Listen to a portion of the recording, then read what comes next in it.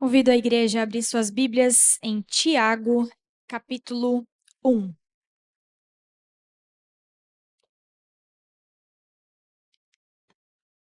Carta de Tiago, capítulo 1, lá no finalzinho da Bíblia.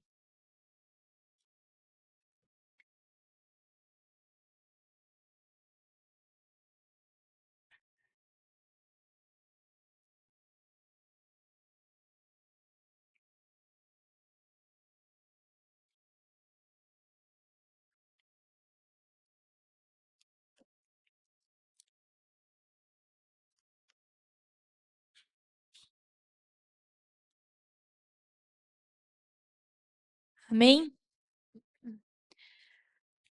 Baixe tua cabeça e feche os teus olhos.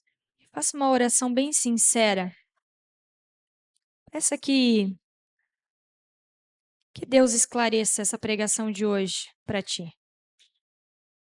Se talvez tu ainda está distraído, se talvez as letras dos louvores não entrou ainda no teu coração, se tu ainda não foi ministrado. Então faça uma oração sincera a Deus, falando isso.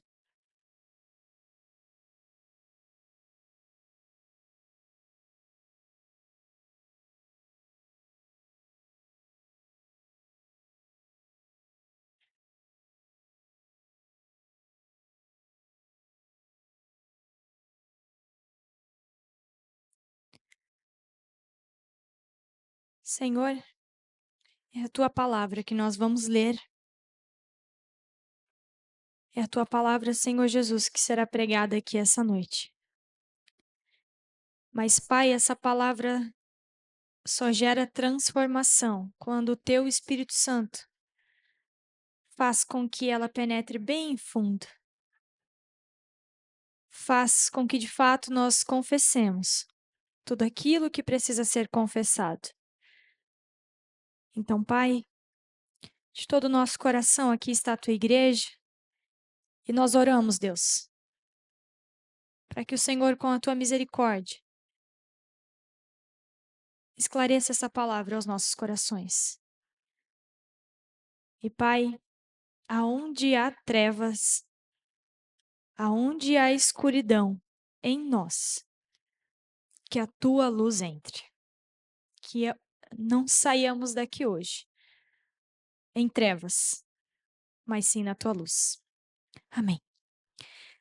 Tiago, capítulo 1, versículo 13. Mantenha a tua Bíblia aberta, porque nós vamos lendo por tópicos. Tiago 1, 13. Quando alguém for tentado, jamais deverá dizer: estou sendo tentado por Deus. Pois Deus não pode ser tentado pelo mal, e a ninguém tenta. Cada um, porém, é tentado pelo próprio mau desejo, sendo por esse arrastado e seduzido. Então, esse desejo, tendo sido concebido, dá à luz o pecado. E o pecado, após consumado, gera a morte. Até aqui por enquanto. Quem aqui tem clareza do que é uma tentação? Levanta a mão, assim, não, para mim ser tentado é algo claro. O termo tentação, ok. Agora baixa a mão de novo. Quem consegue reconhecer, e não precisa ter vergonha de levantar a mão, todos nós somos tentados, só que às vezes são áreas diferentes. Quem aqui consegue perceber quando está sendo tentado e conhece as suas fraquezas? Ah, essa área eu sou mais tentado. Quem conhece as áreas em que é tentado? Perfeito. Ó, tá ótimo, então tá tudo sob controle. O problema é o que vem depois da tentação, tá? Porque tentação, todos nós somos tentados, Jesus foi tentado, né? O problema é o que se segue a isso. Essa carta de Tiago é uma carta com várias instruções. Interessante que o versículo de cima, que eu não li, é um versículo que fala sobre a perseverança na provação. Mas nós vamos começar pela tentação. Ser tentado, o que é a tentação? É quando nós temos um desejo, uma vontade por algo que não agrada a Deus ou não vem de Deus, algo que é contrário à sua vontade. E esse desejo, essa tentação, ela pode vir das mais diversas formas possíveis. Por exemplo, eu sei que hoje uma tentação para mim tem sido o meu celular. De ficar muito tempo no celular. Então, você estava falando com a Nicole, porque de tempos em tempos eu sou uma pessoa que preciso desativar redes sociais no meu celular. Precisei desativar redes sociais no meu celular, porque colocar time no celular não estava funcionando, eu sempre burlava o sistema. É uma tentação. Ser tentada a ficar mais de 15 minutos, por exemplo, por dia, numa rede social como Instagram, por exemplo. Para mim já é demais. 15 minutos, meia hora, talvez, porque às vezes tem a ver com trabalho. Essa é uma área que eu sou muito tentada. Outra área que eu sou tentada é a área do ativismo. Tenho dificuldade de parar e descansar. E parar de ver as coisas que precisam ser feitas. Então, a tentação, para mim, ela é assim: olha, tá vendo aquilo lá tá sujo, olha, aquilo lá precisa ser limpo. Olha, tá vendo aquele negócio tá estragado, você precisa arrumar aquele negócio. Por que isso é uma tentação para mim?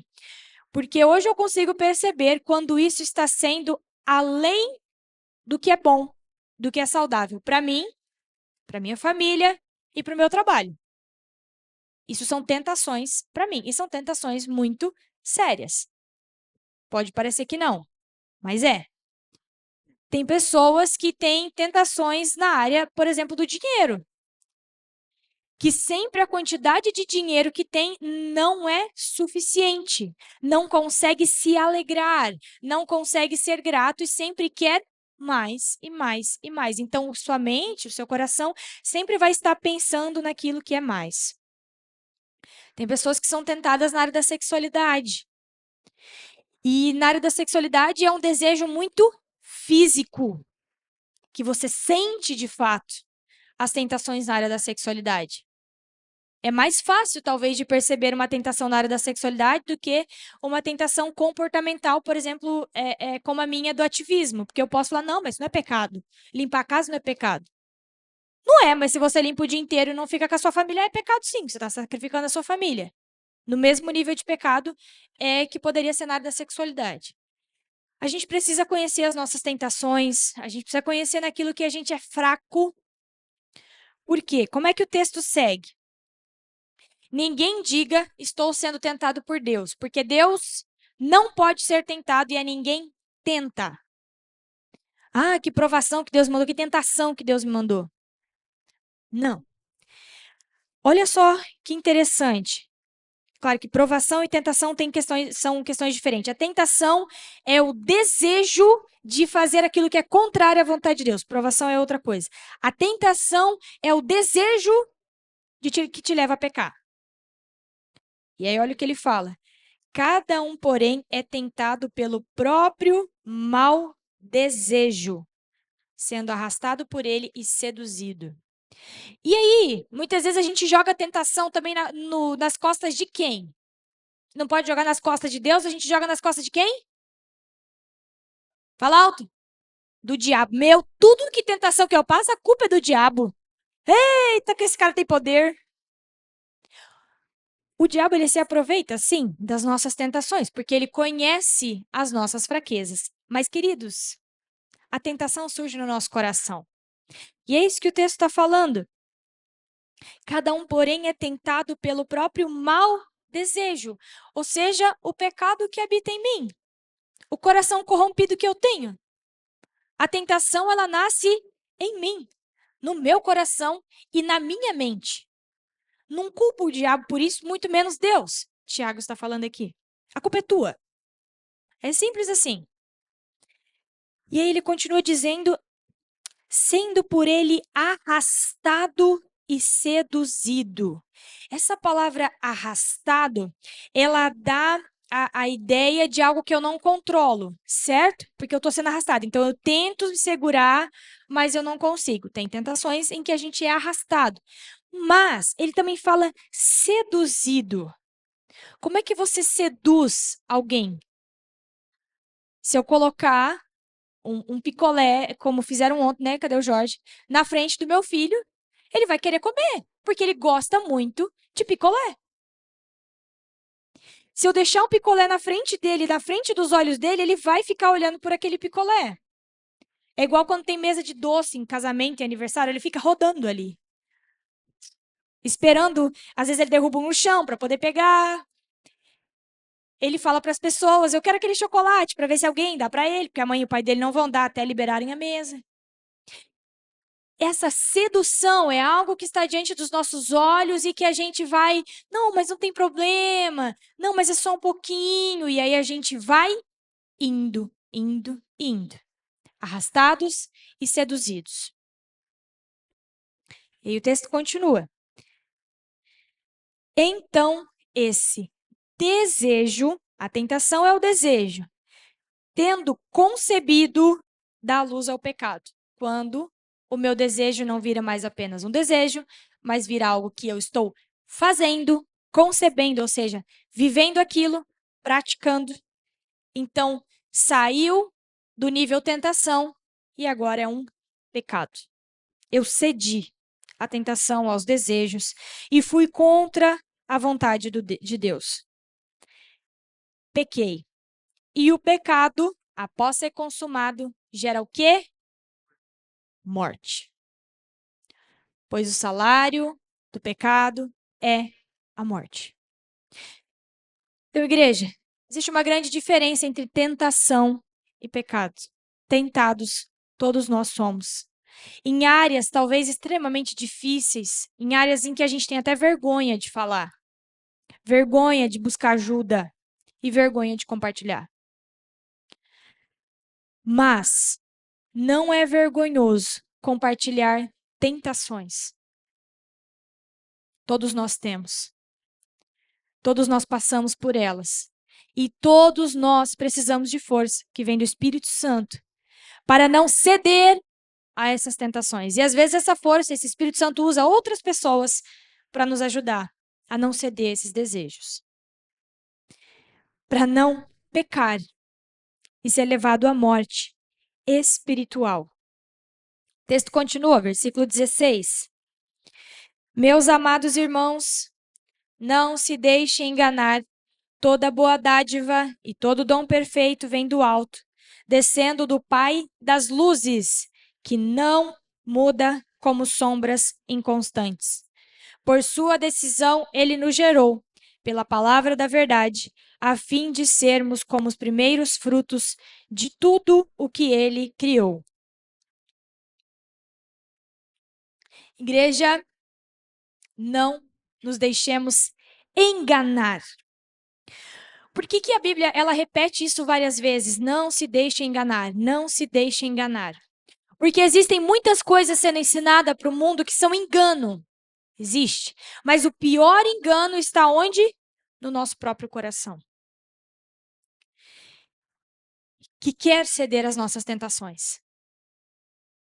Que quer esconder os nossos pecados. Que quer que nós acreditemos que aquilo que nós estamos vivendo hoje, nós podemos continuar vivendo e não tem problema nenhum. Que ceder aos nossos desejos, sejam eles físicos, sejam eles emocionais, tá tudo bem. Esse é o pior engano, é o engano criado no próprio coração humano. A gente se convence de que tá tudo bem. A gente se convence de que tudo bem viver pelos nossos desejos, cedendo às nossas tentações. E aí a gente vai mascarando, escondendo, camuflando os nossos pecados. Mas esses pecados começam a gerar podridão.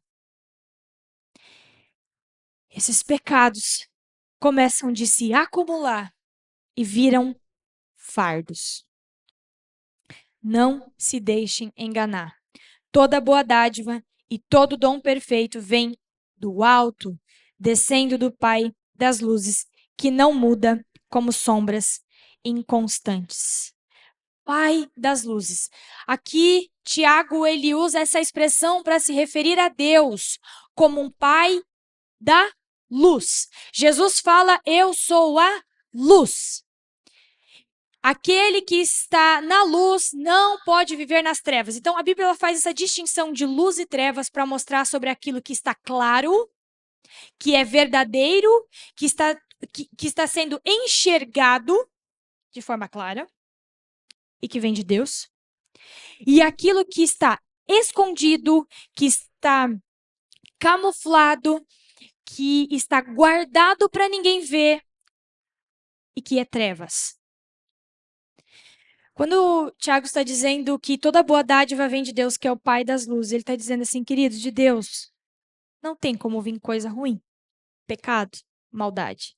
Isso vem do nosso próprio coração.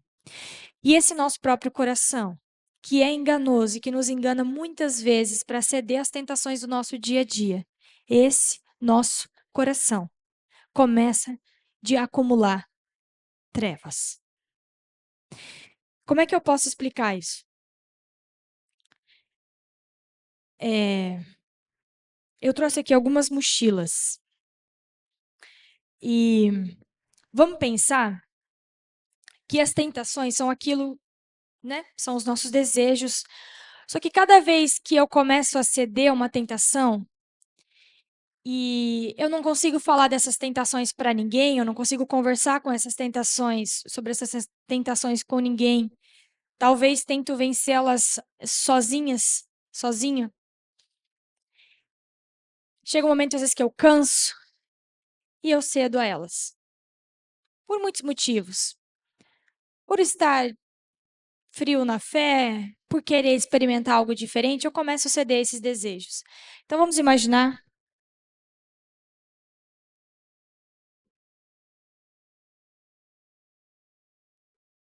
que eu cedi a uma das minhas tentações e eu pequei.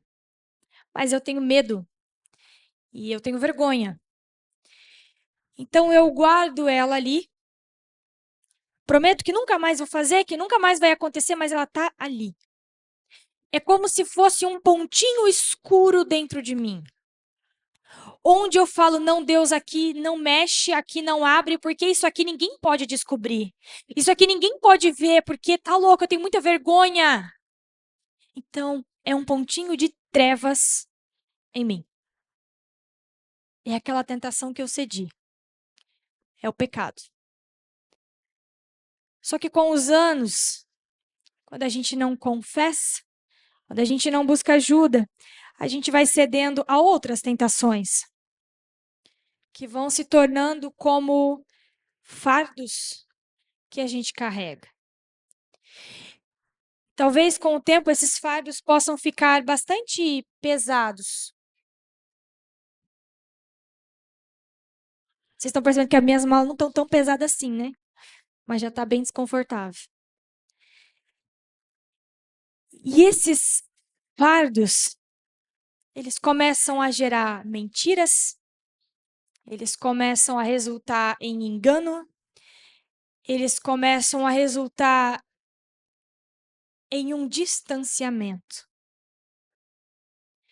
Eu vou pedir para Mel, vem aqui rapidinho, não vou pedir para você falar não, pode ficar tranquila. Vem cá, não, sobe aqui em cima. Eu vou pedir, Mel, para você tentar me dar um abraço. Desse jeito aqui. Obrigada, Mel.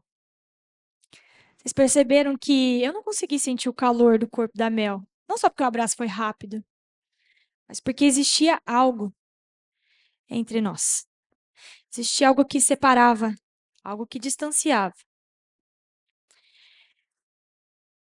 Tiago está falando sobre um pecado que gera morte. Quando cedemos às tentações, vivemos em pecado e não confessamos, a gente começa de ficar distante. Você pode estar presente fisicamente, mas você começa a ficar distante.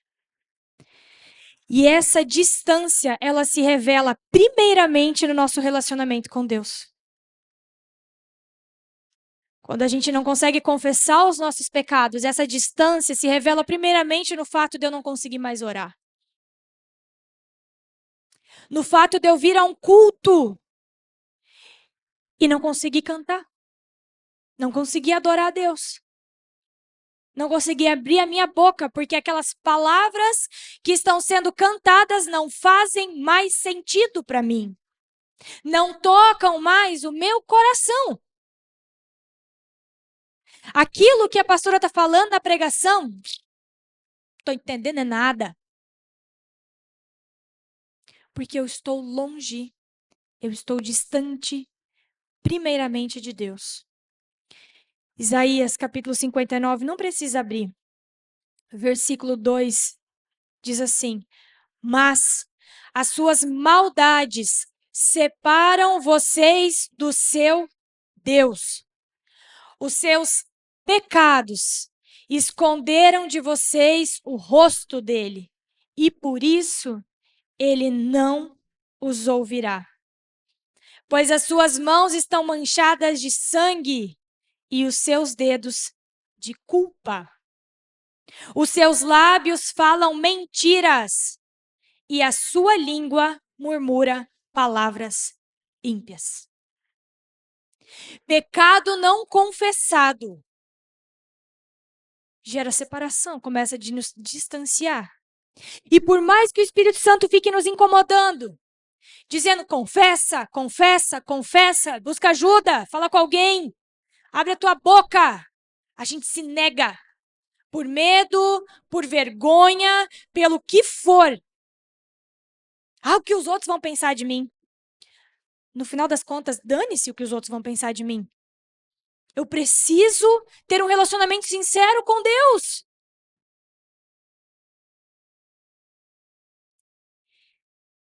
E quando a gente não consegue confessar, o primeiro relacionamento que é afetado é esse com Deus. E depois, queridos, o nosso relacionamento com o próximo.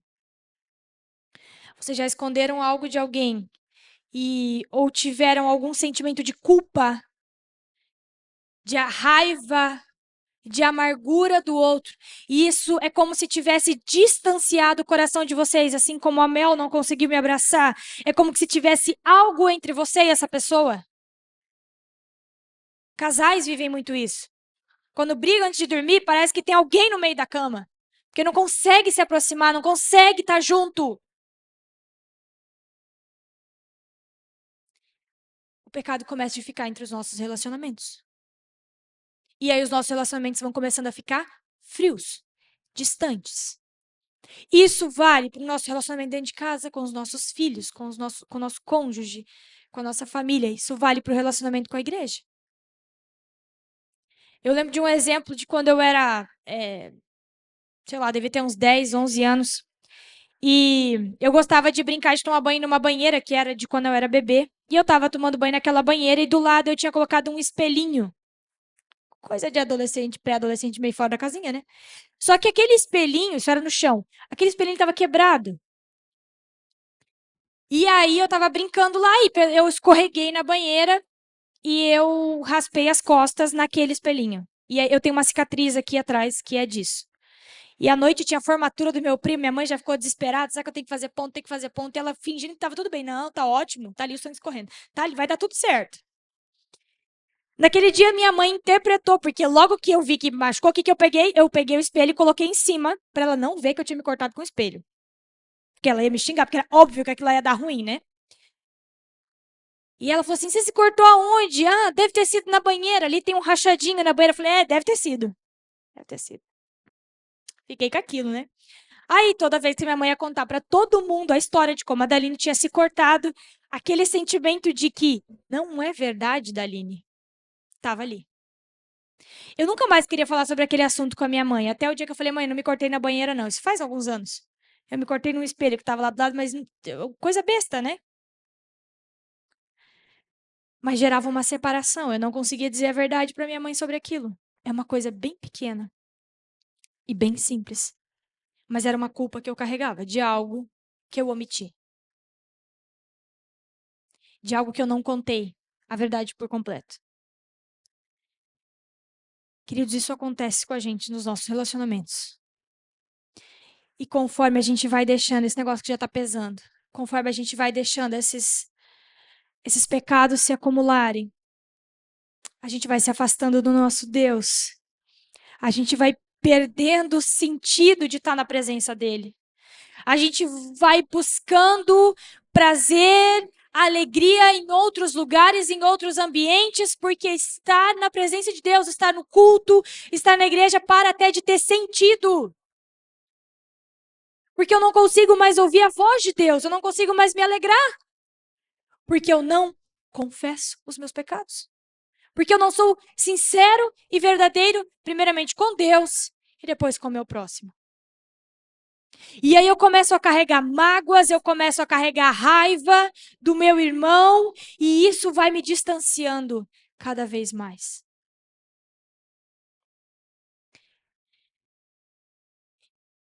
E por mais que a gente fale sobre confissão de pecados, por mais que a gente pregue isso diversas e diversas vezes,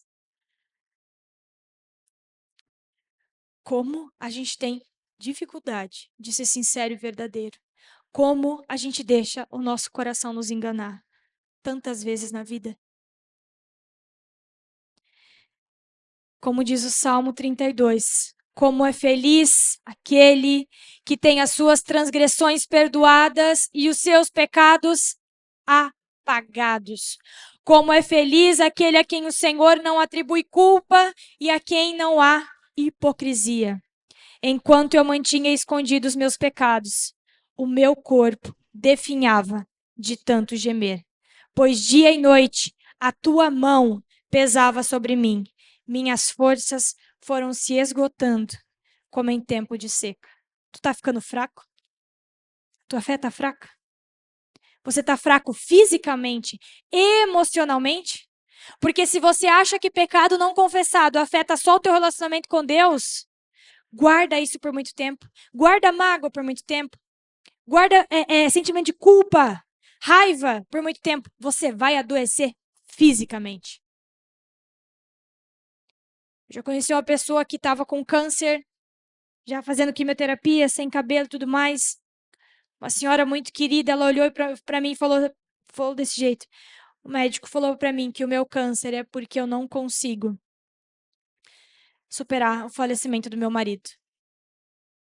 A raiva de tudo que aconteceu, ou a mágoa por ter perdido ele está me corroendo por dentro. Ela ouviu de um médico, que nem cristão talvez era. Ela precisava se alegrar de novo. Tem raiva no teu coração? Tem mágoa de pessoas? Tem pedido de perdão para ser feito para alguém, para algum irmão? Tem algo que o Espírito Santo fica martelando na sua cabeça? Resolve, resolve, resolve. E você não está resolvendo? Enquanto eu mantinha escondidos os meus pecados, o meu corpo definhava de tanto gemer. Você vai adoecer. Primeiro espiritualmente. E depois emocionalmente, fisicamente. Então reconheci diante de ti o meu pecado e não encobri as minhas culpas. Eu disse: confessarei as minhas transgressões, e tu perdoaste os meus pecados, as minhas transgressões. Isaías 59:1 diz: vejam, o braço do Senhor não está tão encolhido que não possa salvar, e o seu ouvido tão surdo que não possa ouvir. E ainda Tiago 1:12. Feliz o homem que persevera na provação, porque depois de aprovado, receberá a coroa da vida que Deus prometeu aos que o amam. Igreja, a gente precisa aprender a confessar os nossos pecados. E é de fato deixar os pés da cruz.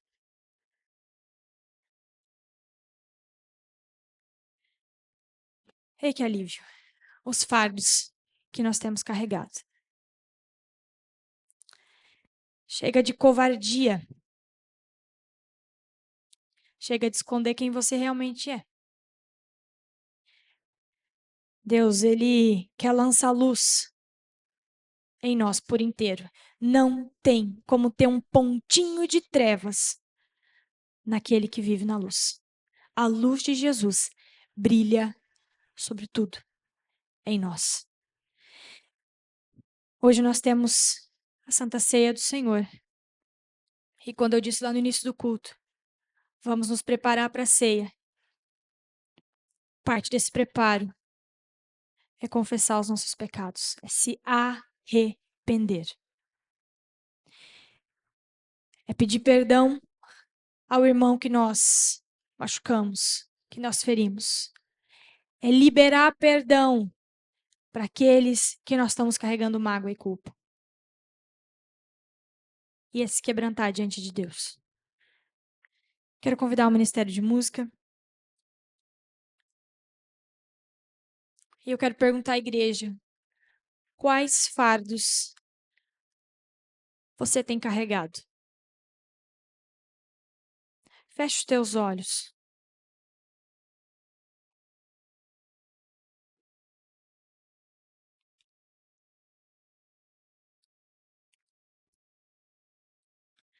Qual fardo você tem carregado? Tá difícil de ouvir a voz de Deus. Tá difícil de ter uma caminhada sincera com Ele. Tá difícil de viver na presença dEle como seu verdadeiro discípulo. O que é preciso entregar ainda? Quais fardos você precisa deixar hoje aos pés da cruz de Cristo, para que você possa receber do seu corpo e do seu sangue e experimentar a maravilhosa graça de Deus e sair daqui livre e liberto? Eu quero deixar um tempo para que você de fato pense, queridos, deixe o Espírito Santo sondar o seu coração.